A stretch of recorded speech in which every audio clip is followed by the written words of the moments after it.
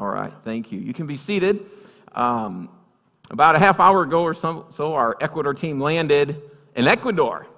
Earlier they landed in Panama. I've been tracking them all day. You know how my daddy does.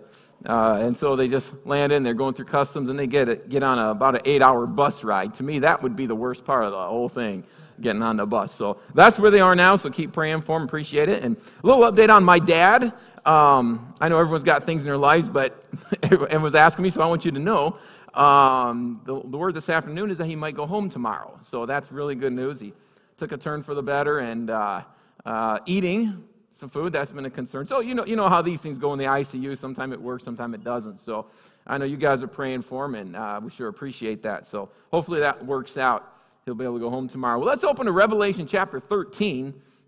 Revelation chapter 13 tonight. In 1994, a 13-year-old boy named Nicholas Barclay went missing from San Antonio, Texas.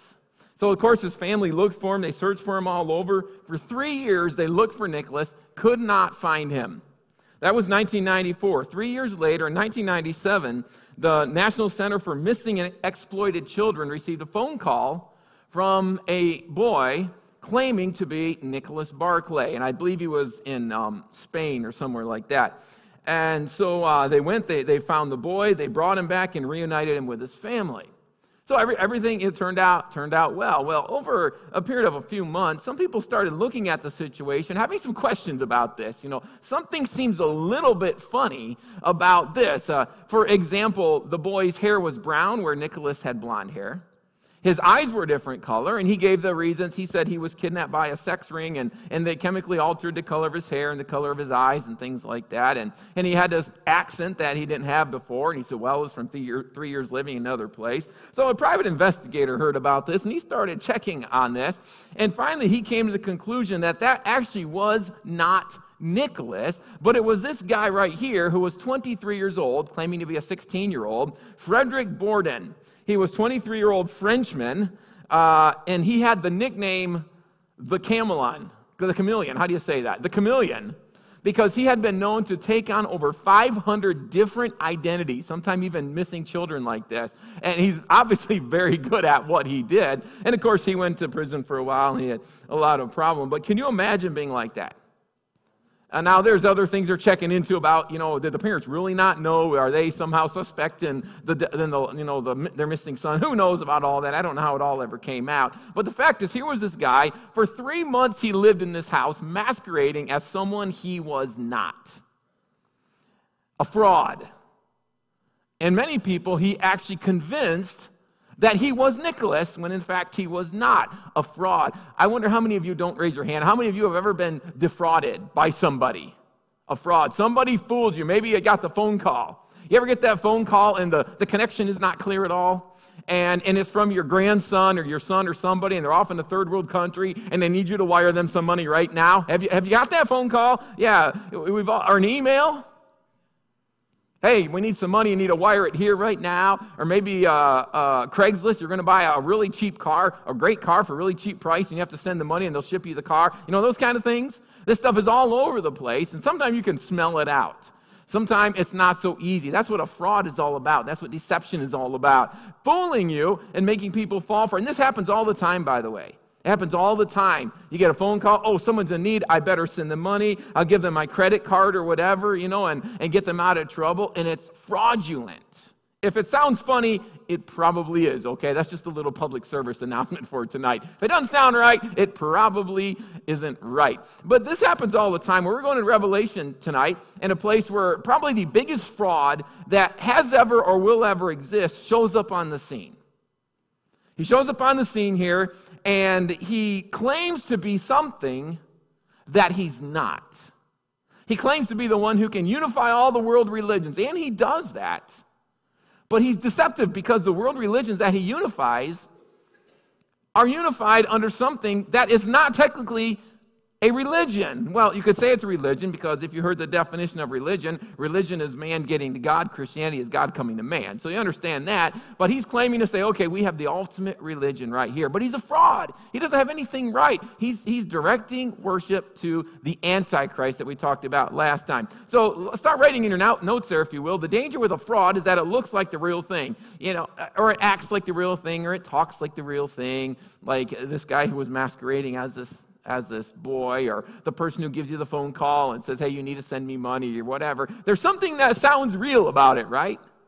That's what a fraud is. And so when we understand a fraud, we need to understand what is making that person a fraud so we know not to buy into that, okay? So we have here this fraud that's going to show up on the scene here in the tribulation time. And again, I don't believe that Christians will be here during the tribulation time, but there are things we can learn from these that help us today, namely this. How do you know a religious fraud?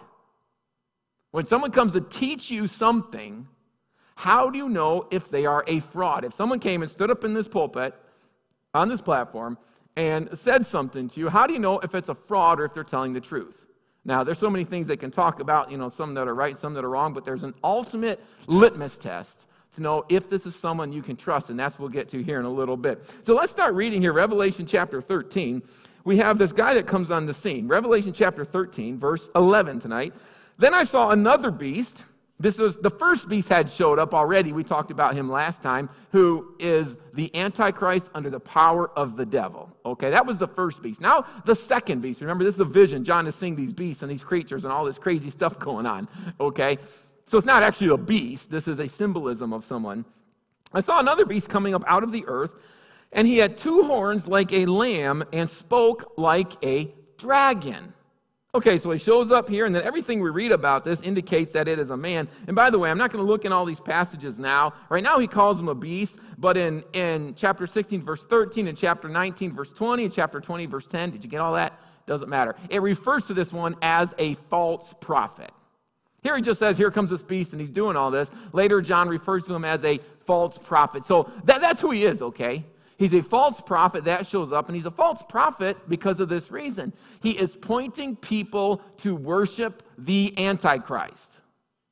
Someone who's going to show up on the scene, unifying the world political system, and eventually claiming to be God, and this false prophet will show up and say, you need to worship him. And he's going to do all these wonderful signs and things to try to prove that he's right. But he's fraud because he's not giving the correct religion, or he's not teaching the correct thing. So that's what makes him a fraud. So this is the second beast of Revelation 11. He shows up, Revelation 13. He's a false prophet who is going to cause people to worship the Antichrist. So we're setting the stage for who he is, all right? And this is a man, this is a person that's going to show up, and he's going to cause people to worship the Antichrist. Now, again, we're not going to be here, but there are some things we need to pay attention to, because we can have frauds in our day also that try to teach us the wrong things.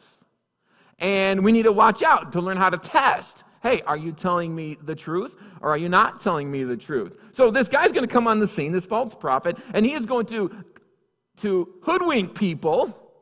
Can I use that word, hoodwink? You understand? He's going to subvert people. He's going to fool people. Because he's able to do something no one else has ever been able to do, he's going to unify the world religions. Bring them all together. Instead of having this and that and all these different religions and denominations, bring them all together, and they're going to do one thing. They're going to worship the guy that we know of as the Antichrist. Not going to worship God, not going to worship Jesus. They're going to worship this Antichrist. He's going to solve the differences between religions. And people at this time will fall for this thing, hook, line, and sinker. Because here's this guy. Nobody's ever been able to unify all the religions. Can you imagine that? Can you imagine bringing the Baptists of all brands, and there's lots of brands of Baptists, okay, if you haven't noticed, and the Catholics, and the Assembly of God, and the Hindus, and the Jehovah's Witnesses, and everything that's out there, bringing them all together in one unified religion? I mean, people would think that you are God. How do you do that, right? Because there's some differences of religion. Now, let me give you a little sneak preview here, okay? You can unify all the world religions if you want. I mean, you can't. That would be unless you're this guy, right? But technically, let's just say that you could. But there is one religion, and I'm going to use that term kind of loosely, that you cannot unify with all the others. You know which one that is? It's Christianity. It's Christianity. Because we're exclusive. Now, you can maybe argue the same for Islam or something like that because, they have their God. But we have exclusive religion, which means you are in or you are out. And the one thing that determines whether you're in or whether you're out is, do you believe in Jesus Christ? That is the one thing, right? And so if we say, if you don't believe that Jesus is the Son of God and you don't trust in him, you cannot be saved, or whatever religious term you want to put on it, that automatically excludes everybody else. So you cannot unify Christianity with everything else. And so you hear people talking, today, we need to, bring all of, not talk about our divisions and differences in religion and stuff. And to a degree, that's right. You can have two churches that believe the same thing about everything except for what color the carpet should be, and they fight, right? That's ridiculous. When it comes down to the important things like who is Jesus Christ, you have to divide over that. You have to divide over it. There's some things that we might not see eye to eye on, and we can still work with people, but the basic things like that, you just can't let that go, right? And so true Christians, and there will be some people become saved during the tribulation. We've already talked about that. They can't fall for this guy because they say, if I have to worship someone other than God and Jesus, I can't do it. Right? I just can't do it because I can't buy into this religion. I can't buy into this one world religion, even if that's the only thing that will save my life for now, because I have to worship Jesus. Okay, so it's not going to work with Christianity, but many of the other ones around the world will say, cool, if we can unify, if we can get together as one big happy family and hold hands and sing Kumbaya, then we're going to do it. Because then we'll have no more fights. We'll have no more denominations. We'll have no more wars. This will be just wonderful. And that's what is going to happen during the tribulation time. People will buy into this, and the false prophet will be the one who will get them all together, and he will point them to the Antichrist. Worship him. Because he's the one who will unify the earth. He's the one who will bring political peace to the earth. And he's going to set himself up in the temple and claim that he's God. And people are going to fall for this guy's line. They're going to fall for it all across the whole world. They're going to be deceived. So it says here, let's talk about this guy. It says here, verse 11, Revelation 13, then I saw another beast coming out of the earth, and he had two horns like a lamb and spoke like a dragon. Now, we could spend all kinds of time talking about what all the horns mean and, specific and things, and that's not our point as we go through Revelation. Other than horns in the Bible, when there's some kind of a creature or beast that has horns, it symbolizes political power. So this beast, this false prophet that comes on scene is going to hold a lot of power. And that's all we really need to know by the two horns. It has two horns like a lamb, and then it spoke like a dragon. And so he sees this, maybe some kind of a grotesque beast, something like that. It shows up. And the idea we have to understand is that there's power in this person. A lot of power in this person. Verse 12. And he exercises all the authority of the first beast, that is the one we know of as the Antichrist, and causes the earth and those who dwell in it to worship the first beast whose deadly wound was healed. We talked about that, I think, last time too. He had all the heads and 10 horns. One looked like it died. One came back to life. So something really miraculous, incredible happened here. And the false prophet says, hey, look to that one. Look what happened to him. Look what he did. Whether he had a death and a supposed resurrection or something, it's not real clear what happens, but there's something there. And the false prophet says, look at this Antichrist, because he's not going to call him the Antichrist, of course. Look at this supreme world ruler. Look at this guy. Look what he can do. You need to worship him. That's what's going to happen. So the second beast is a fraud. He's a fraud. He's giving a fake religion. He's giving a worthless religion, and he's pointing people to that fake religion. Now, what's the point of religion? And I'm using that very loosely. I don't like that term because religion, is a series of things that you do. But when you say religion, people understand it's, the church thing. It's the Bible thing. It's the God thing. Okay, that's kind of the generic understanding of religion. And so this guy has a false religion. And where is that religion going to get anybody? When you buy into it, what's going to happen? Well, you might save your life for a while, but you're going to die and go to hell, right? That's not a very good religion, if you ask me. I'd prefer one with a better retirement plan, at the end. And, kind of like the one we got. But this is false. It's not going to give people any hope. So it's a fraudulent religion. And here is the false prophet saying, here, we're going to have this great worldwide religion. You worship this Antichrist, and everything will be okay. And people are going to fall for this, and they're going to worship this guy. They're going to follow this guy. But the whole thing is a fraud. The whole thing is worthless. It's nothing worth following. So you have to say, what's going to cause people to give in to this false prophet? What's going to cause them to buy into what he has to say? I mean, don't they read their Bibles? Well, of course not. This is tribulation time. They're there for a reason, right? They rejected all this, or at least haven't accepted it. So let's see a few things about this guy, this false prophet. What's he going to do? He's going to bring religious unity. He's going to bring religious unity. In verse 12, he will cause all the people to worship the Antichrist, the first beast. It's quite a feat to bring unity in anything. I mean, even the people you work with, if you still work, and sometimes it's hard to bring unity within people that have the same career. Sometimes it's hard to bring unity in a church or several churches together. But to bring unity, religious unity, across the whole world, I mean, that's nothing short of a miracle, right? And this guy's going to pull it off. And so people will say, man, if he can do that, we want to get in line behind this guy. And unite all these religions. We're going to worship this guy. And like I said, we Christians can't do it. You just can't do it because we're exclusive. No faith in Jesus, there's nothing for you there. So obviously, the people who become believers through the witness of the 144,000 in the tribulation time, they can't buy into this, which ultimately means they'll probably lose their lives because of it. They can't buy, they can't sell, they can't do all those things. So this is a really big deal. But they say, we can't buy into this guy. This is a fraudulent religion, and it's wrong. So the false prophet here is going to bring religious unity. And I mean, wouldn't that just be nice in the world if everybody believed the same way, as long as it was right? I think maybe the only time everybody had the same beliefs was Adam and Eve. Maybe Noah and his kids, but that's even somewhat debatable, right?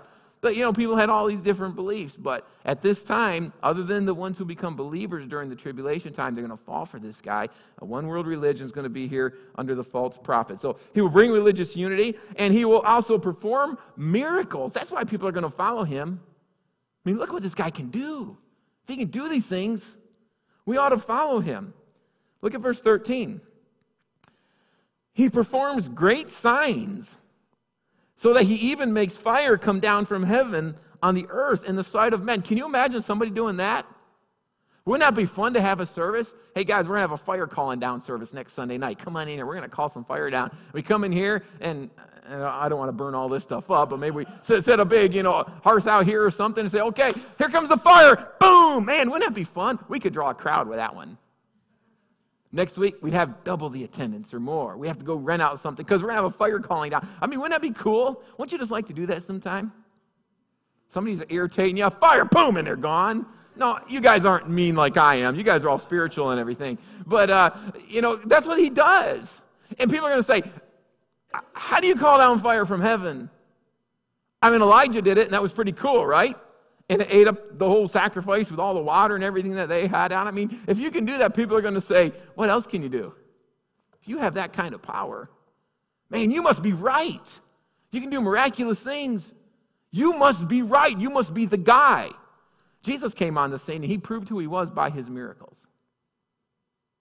When he came on the scene, he did miracles for the purpose of showing people, I am who I say that I am. The difference between Jesus and the Antichrist is Jesus was proving who he was, and they could go and look him up and see how he perfectly fit the Old Testament sacrifices for who he was.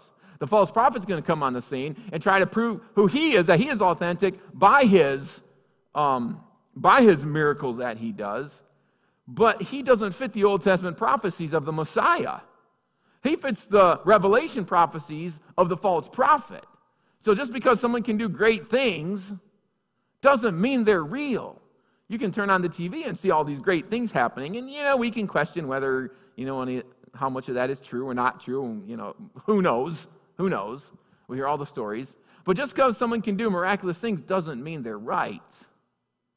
We've seen that when Moses, remember Moses was called to go and lead the people out of Israel, and he did all these miraculous things, and the priests did the same things over and over.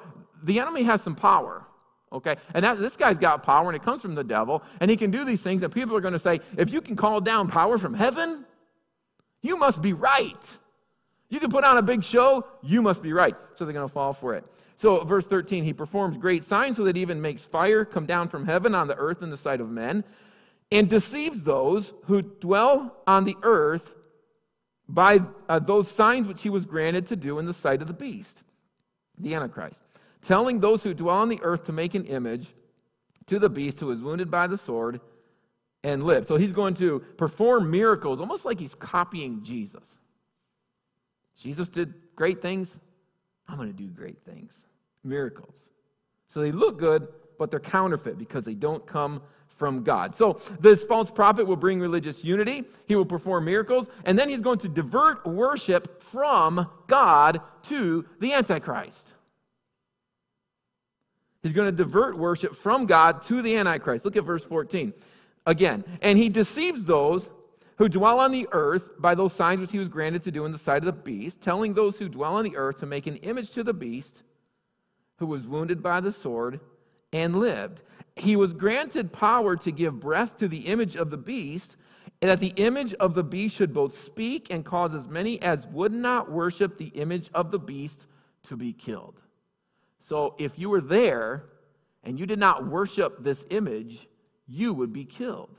These are the ones who come to faith by the witness of the 144,000 during the tribulation time. They can't bow to this guy.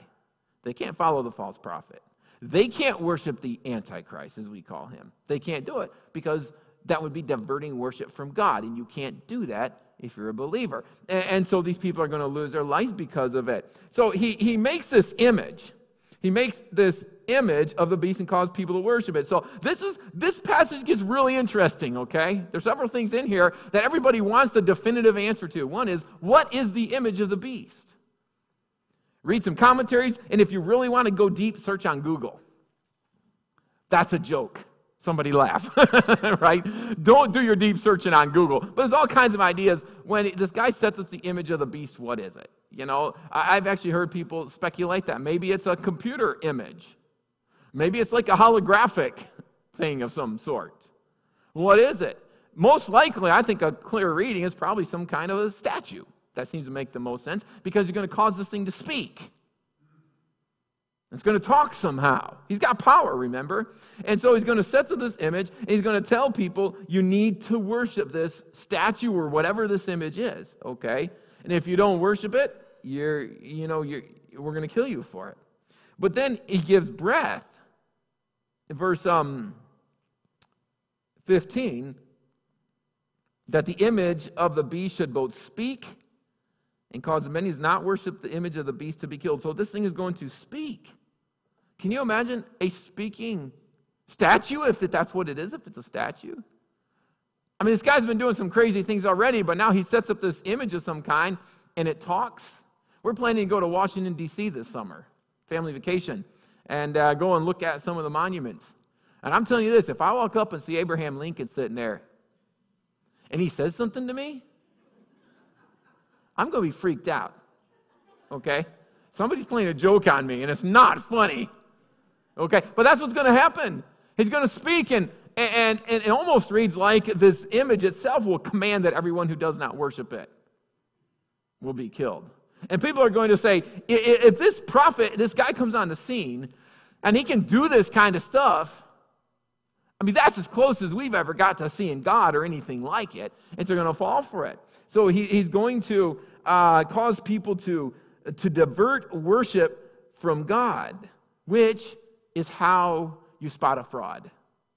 They're diverting worship from God, or specifically even from Jesus. If they take the attention off him, put on something else, that's a fraud. And that's what this guy's doing. He's going to have all these great things. Maybe they're going to have big worship services, probably some really good music. I mean, if you're like a one world dictatorship, you can get the best, right? They're going to have all this great music and all these things going on, but it's fraud. It's all false. There's nothing there, nothing of depth there. So the false prophet, he'll bring religious unity. He'll perform miracles. He will divert worship from God. And another thing he will do is require absolute devotion. Absolute devotion. Verse 16. He causes all, both small and great, rich and poor, free and slave, to receive a mark on their right hand or on their foreheads, and that no one may buy or sell except one who has the mark or the name of the beast or the number of his name. Here is wisdom. Let him who has understanding calculate the number of the beast, for it is the number of man. His number is 666. Okay, can of worms time. What does all this stuff mean? First of all, it says he requires a mark. How many of you ever heard speculation about what the mark is?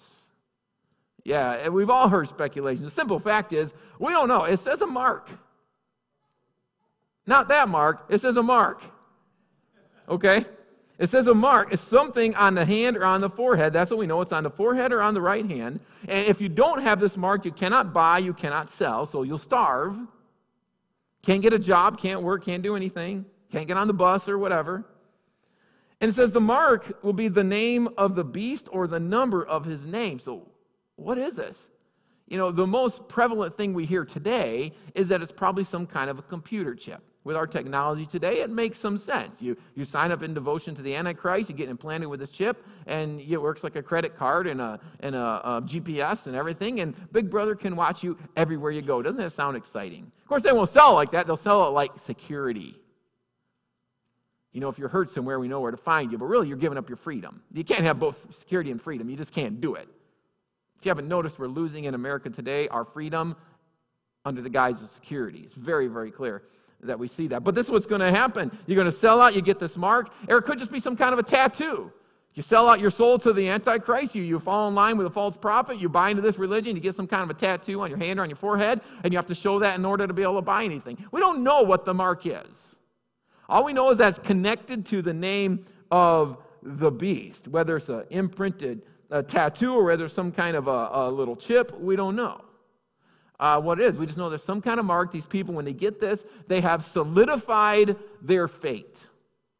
They have sold themselves out through the ministry, if you can call it that, of the false prophet, and they sold out to the Antichrist. And so it talks about the number of his name. Somehow connected with this mark will be the number of the Antichrist's name. And it says, here you go, you want wisdom? Count the number of his name. The number is 666. It's the number of man. And there are so many opinions about what this 666 means. Everybody's got an opinion. In fact, one guy wrote a commentary and he said this: there may be more proposals for the meaning of 666 than there are verses in Revelation. Everybody's got an idea, right? What does 666 mean? And in the Bible, some people say that the number 6 signifies man, and 3 times there, in our language anyway, it would signify that this is just a man. But some people use the process of gematria. If you've ever heard of gematria, that's the idea where you take the letters of a name, and every letter gets a number, like A is 1, B is 2, C is 3, that kind of a thing. And you take a name and you count up, you add together all the numbers and come up with a number at the end, and what do you get? Well, if you take a name of someone and you add up all the numbers and it comes to 666, then that might be the Antichrist. That's the idea. And this is almost comical because I'm going to read you a list of names that people have thought might be the Antichrist, because if you work the numbers the right way, you can come up with 666, okay? How about Caesar? Nero Caesar. Well, obviously that didn't work out. He's gone. Constantine, Emperor Constantine. If you work the numbers, you can come up with anything. Muhammad. Martin Luther, he was an anti-Semite, so maybe he was the Antichrist, or could have been. Napoleon, Abraham Lincoln. Someone even said we can figure out a way to make Abraham Lincoln the Antichrist. Adolf Hitler, could have gone to that one for a while.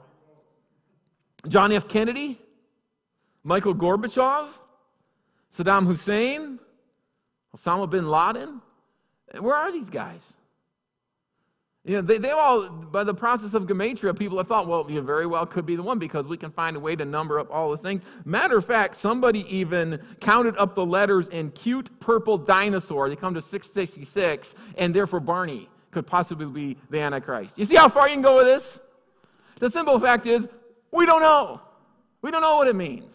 Some people think they know, but somebody else thinks they know, and it's something different. At this point, if you're living at this time, I think it could be clear. Or maybe John knew. Maybe it was clear for John and his readers in some way that's not clear for us today. So we can't we can't definitively say we know what the 666 is. But everyone's scared to death of that number, right? If you move into a new house and it's 666, you're going to go somewhere and say, I want a different address, right? Because people are just freaked out about this number. I don't think we have to be freaked. It's just a number, and we don't really know for sure what it is. But either John and his readers, it was clear, or at this time it will be clear to people. Just today, to me, it's not real clear about what it is. But that's not the point of the whole passage right now. Because we're not living in this time. The point of this whole passage is what's going on with this false prophet who's pointing people to the Antichrist.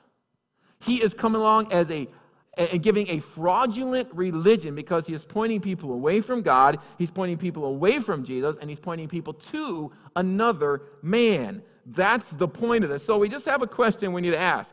Why are we told about this fraudulent prophet? What's the purpose of us to know about this? Because if we're not going to be here, what do we care? Right? There's two reasons, I believe, that we're told about this prophet who's going to come on the scene and give a false religion. Here's the first reason. Well, that's the question. Why are we told about him? Here's the first reason. A warning to those who become believers during the tribulation. People will become believers during the tribulation. That's what the 144,000 young Jewish men go out in the world and they're given the gospel. And many come to Christ in the tribulation. And we talked about this in the past. I don't believe that if you reject now that you will accept it then. Because this guy's going to come on the scene, the Antichrist, a false prophet, will give this big lie. You're going to fall. If you're not going to buy it now, you're not going to buy it then. Okay? So don't just say, well, I saw Left Behind, so I know I can accept later. No, you're not. You're going to fall for it. Okay? You're going to believe all this garbage. But there will be people, most likely ones who have never heard the message. These Jewish men will go out and they'll evangelize, and these people come to Christ, and they're not going to follow the Antichrist. And they're going to lose their lives. They can't buy, they can't sell, they can't get jobs, they can't do anything because they're not going to sell out to him. Most likely will be martyred. And they're going to be able to read the Bible at this time. The rapture isn't going to disappear all the Bibles too. They're going to be able to read it and say, wait a minute, I see what's going on here. I don't want to follow that guy. So partly for that, but that's not going to help us today, right? Because we're not there.